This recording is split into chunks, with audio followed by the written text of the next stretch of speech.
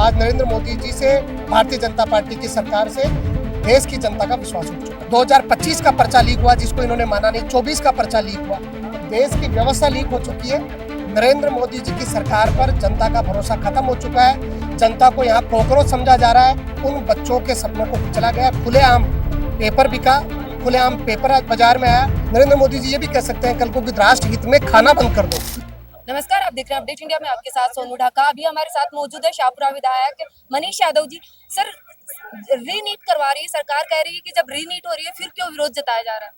देखिए, 2026 में 22 लाख जो बच्चे बैठे थे, 22 लाख परिवारों का जो सपना था, उन बच्चों के सपनों को कुचला गया। खुलेआम पेपर बिका, खुलेआम पेपर आज बाजार में आया।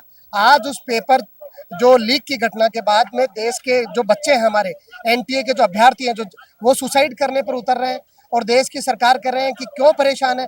2025 का पर्चा लीक हुआ जिसको इन्होंने माना नहीं, 24 का पर्चा लीक हुआ, देश की व्यवस्था लीक हो चुकी है।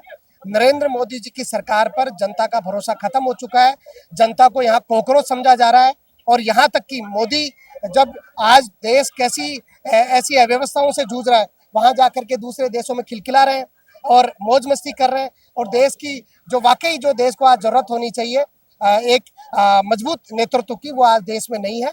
आज नरेंद्र मोदी जी से, भारतीय जनता पार्टी की सरकार से देश की जनता का विश्वास उठ चुका है। जैसे कि 2026 का पेपर तो रद्द कर दिया गया, दोबारा करवाई भी जा रही है, लेकिन जो बिवाल परिवार है उसके सदस्यों का, कुछ बच्चों का नाम आ रहा है कि 2025 में उनका सिलेक्शन हुआ था, लगभग 4 बच्चों का।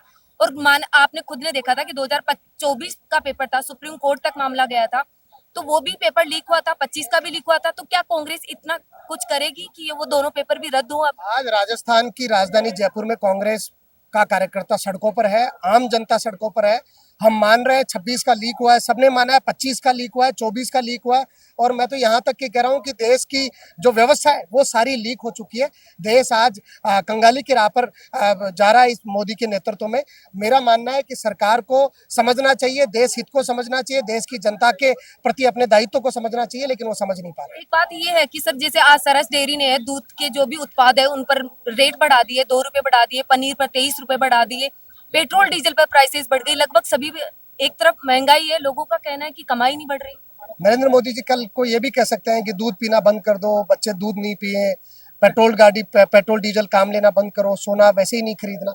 नरेंद्र मोदी जी ये भी कह सकते हैं कल को कि राष्ट्र हित में खाना बंद कर दो। तो नरेंद्र मोदी जी की राष्ट्रभक्ति का पाठ अलग है।